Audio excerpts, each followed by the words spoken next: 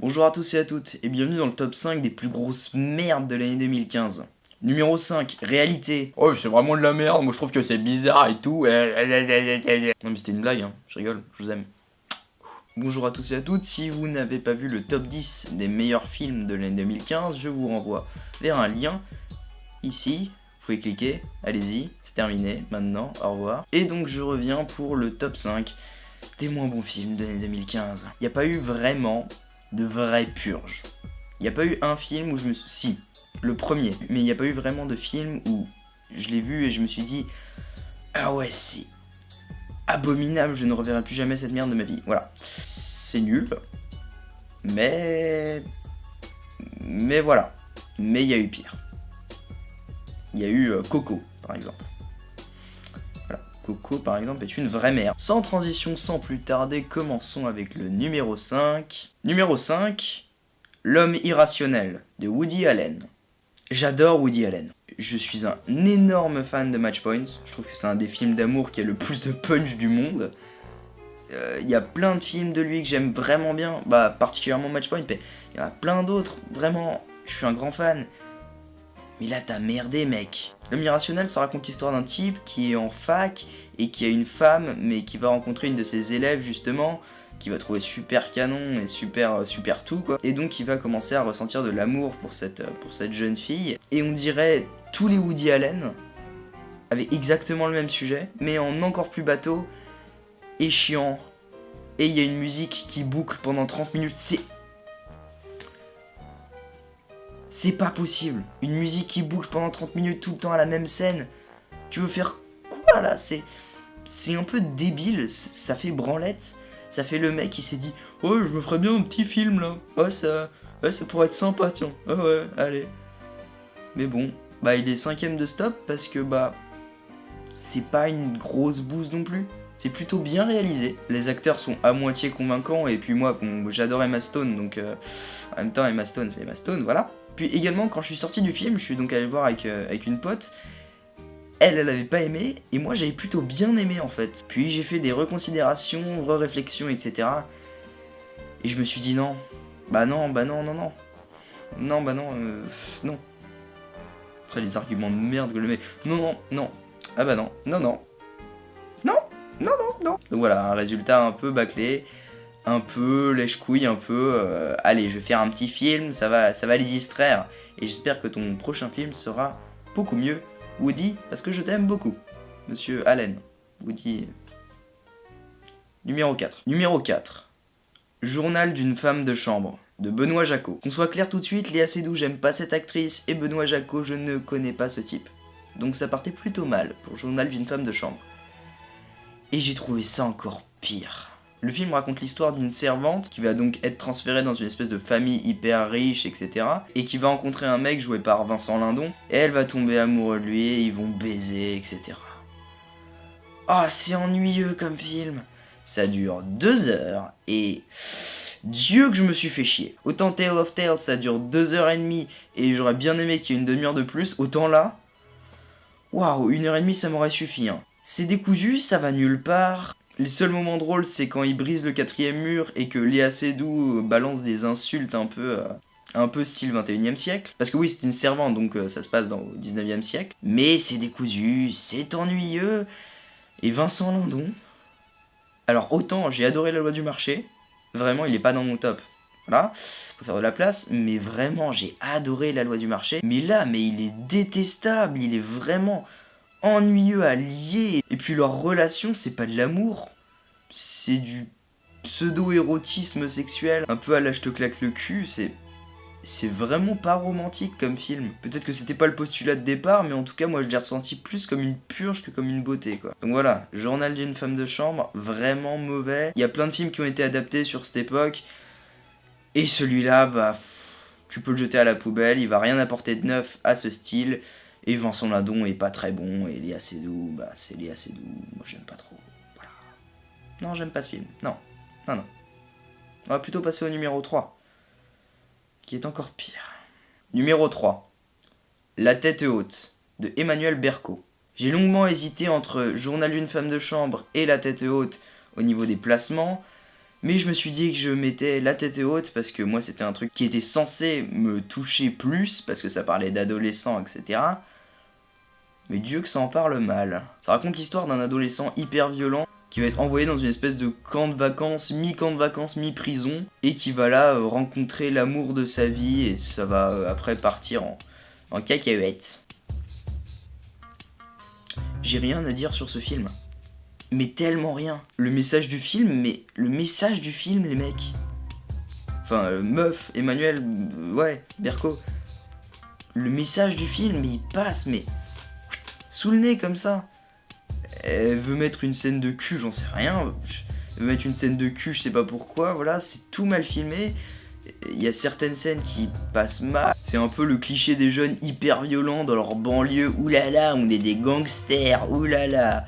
Voilà, mais tous les jeunes sont pas comme ça. Un film qui représenterait 10 000 fois mieux la jeunesse, tu prends Kids, tu prends Ken Park, plein d'autres, Ted, j'en sais rien, je m'en bats les couilles. Et je voudrais m'attarder également sur la fin du film.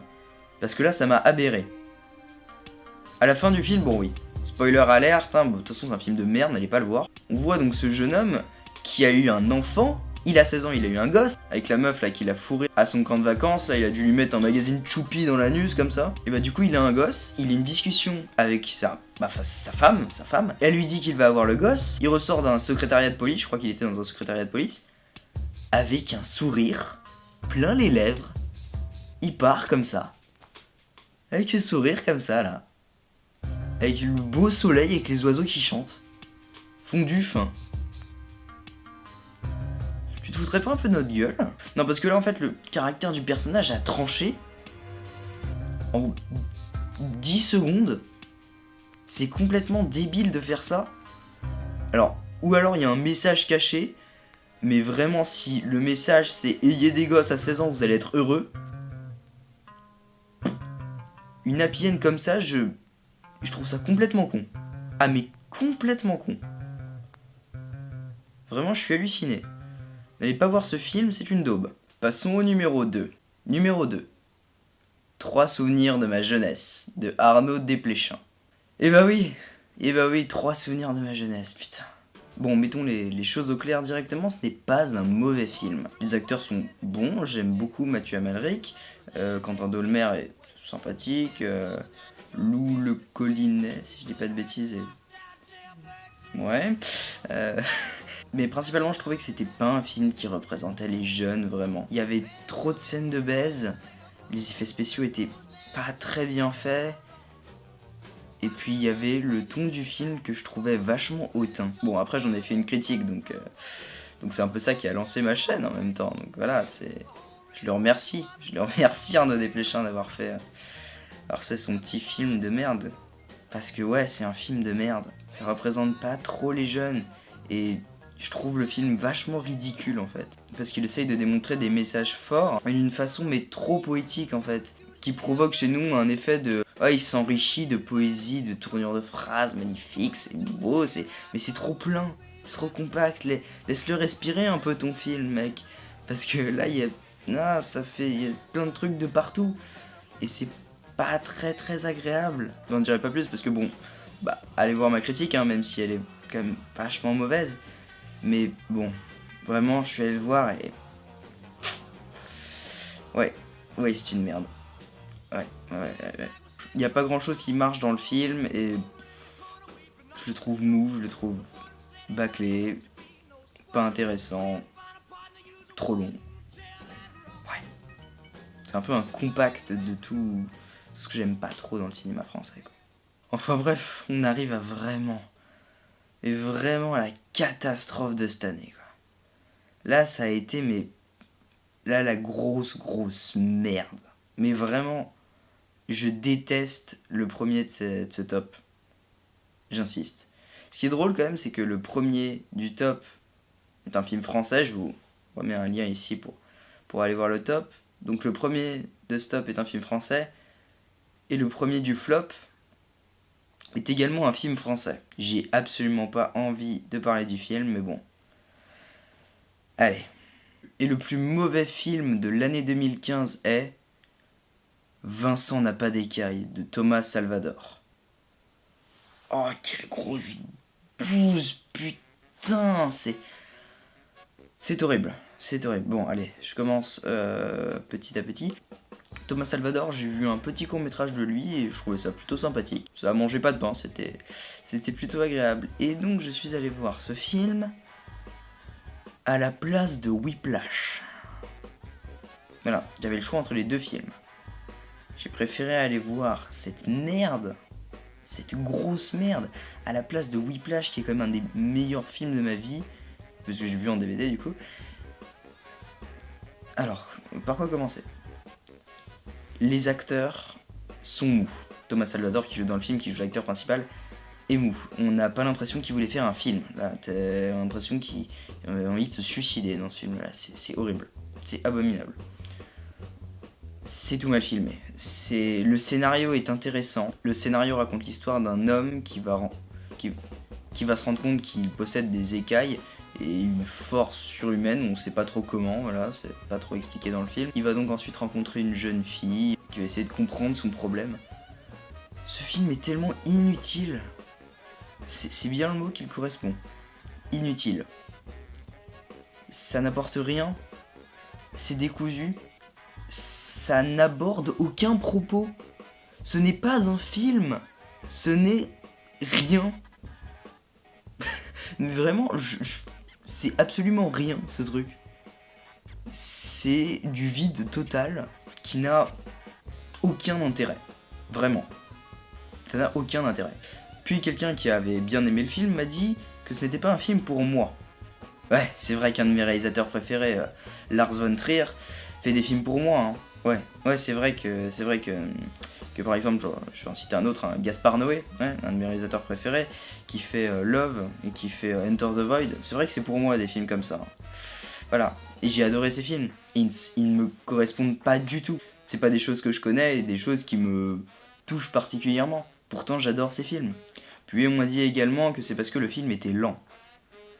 Non, le film n'est pas lent, il est mou. C'est pas pareil. Un film lent, très bien réussi, ce serait par exemple Gravity ou les films d'Hitchcock par exemple. Donc voilà, c'est un produit mou qui n'a ni queue ni tête. Enfin si, queue de poisson. Il y a une course-poursuite qui essaye de se donner un air de film américain. Ça rate complètement. Et je sais pas pourquoi il y a cette scène. Il y a des scènes qui n'ont aucun sens. Et qui, moi, j'ai besoin d'explications parce que... Enfin si, elles ont du sens, mais pourquoi elles sont là ? Ils balancent des scènes comme ça, sans réfléchir, voilà. Là, je vais mettre une scène d'action, de poursuite. Voilà. Je sais pas trop pourquoi, en fait. Et c'est mal filmé. Putain, c'est mal branlé. On a l'impression que Thomas Salvador, il était avec ses potes, là, un week-end à Cambrousse, il se faisait un petit barbecue, et entre deux saucisses, t'as Thomas Salvador qui fait « Oh, je me ferais bien un film !» Oh ouais, tiens, je vais écrire ce film en une demi-heure, ça va être drôle. Il va y avoir des silences comme ça, qui représentent rien, ça va être marrant ça. Et ses potes ils se sont dit, ah ouais, c'est cool ça, un film. Ah ouais. Bah non, ça marche pas comme ça le cinéma. Donc oui, je suis abject, et je veux pas que des films français comme ça sortent. C'est abject de sortir des trucs comme ça, faut pas que ça aille. Faut pas que ça aille au cinéma, ça. C'est pas fait pour le cinéma, c'est fait pour la télévision à la limite. Bon, je crache sur la télé parce qu'il est 6h et que je suis crevé, quoi. Mais voilà, faut pas que ce genre de truc aille au cinéma. Il y a tellement de bons films français qui sortent. Allez voir Nous trois ou rien, allez voir... j'allais dire Super Chondriac. Si vous avez vu mon top, allez voir Nous trois ou rien, allez voir Réalité. Voir des trucs comme ça qui valent le coup. Mais pas des bouses molles et... sans consistance. Merci. Bon, voilà, c'est la fin de ce top flop de l'année 2015. J'espère que ça vous aura au moins diverti. Ça m'a permis donc de parler de ciné, justement de parler de tous ces films-là dont j'avais extrêmement envie de parler. Et je vais finir la vidéo en beauté. On se retrouve l'année prochaine pour un nouveau top flop de l'année 2016. Bonne année à vous, j'espère qu'elle sera remplie de bonheur. Et abonnez-vous, commentez, vous connaissez les bails. Voilà. Ciao. 1, 2, 3, revoir.